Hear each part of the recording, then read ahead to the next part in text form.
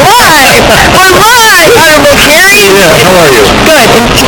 Say your last name again. You gotta sing when you say it. Bentivolio. Bentivolio. Okay, one more time. Bentivolio. Great, you got it. So you're Italiano. No, I'm 100% American.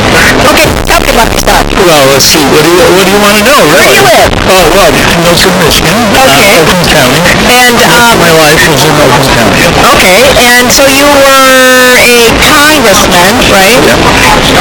So how long were you a congressman? 2 years. Okay. 2013 to 2015. Okay, and what's your, sum it up in a sentence, what that whole thing was about for Oh you. my goodness. Well, let me just put it this way. I learned 5 things. 5 things you need to know, you'll never find in Washington, D.C. Number 1 is the truth, or I should say, we'll have difficult time finding in Washington, D.C., right? Number 1 is the truth. Number 2 is common sense. Number 3 is a sense of humor. Number 4 is an honest reporter. And number 5 is a parking space. And so where did you go for your job? I mean, every day. Was it Yeah, well, I usually... Lansing? No. Washington, D.C. Yeah, Washington, D.C. Hello. Yeah, I understand. It's a common mistake. A lot of people. So how'd you like going to, why'd you stay in Lansing for a week? I said, well, I stayed in Washington.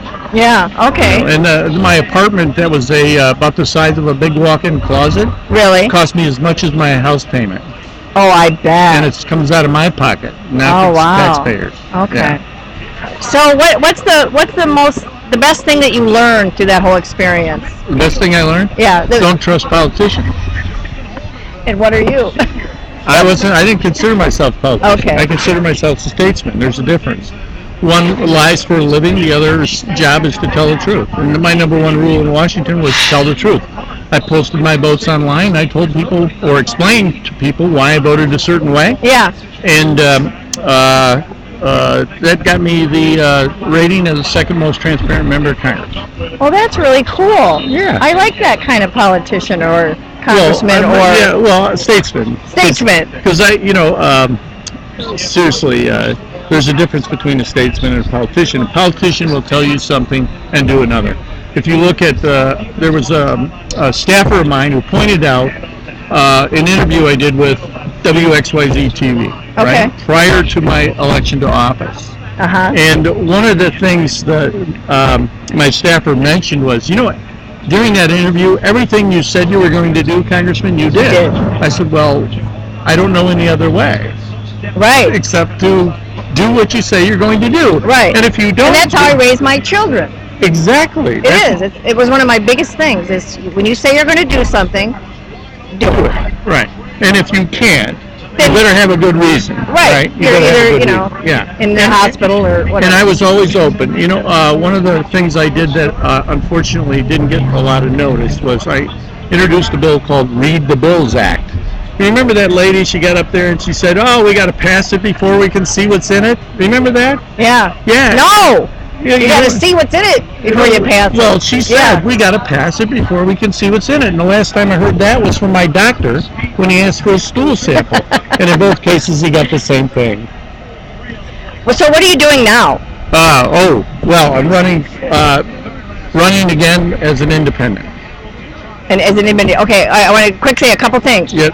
Thank you for your service. You're a Vietnam vet, right? In Iraq. Yes. Yeah. So thank you so much for your service. Thank you for your support. And also, who are you voting for? Who am I voting for? Oh, Did I ask that? That's between me and the ballot Okay, box. all right, that's fine. And vaccine choice. You noticed my pin. Oh, yes, I'm a big supporter. Yeah, my daughter is as well, and she and some of her friends introduced me to some of the problems we have with the vaccine. Great. And I wish I was back in Congress so I could address those issues, because I don't think it should be mandatory. Exactly. I mean, it's. I'm a big for the GMOs too. It's why they need to be labeled. Right.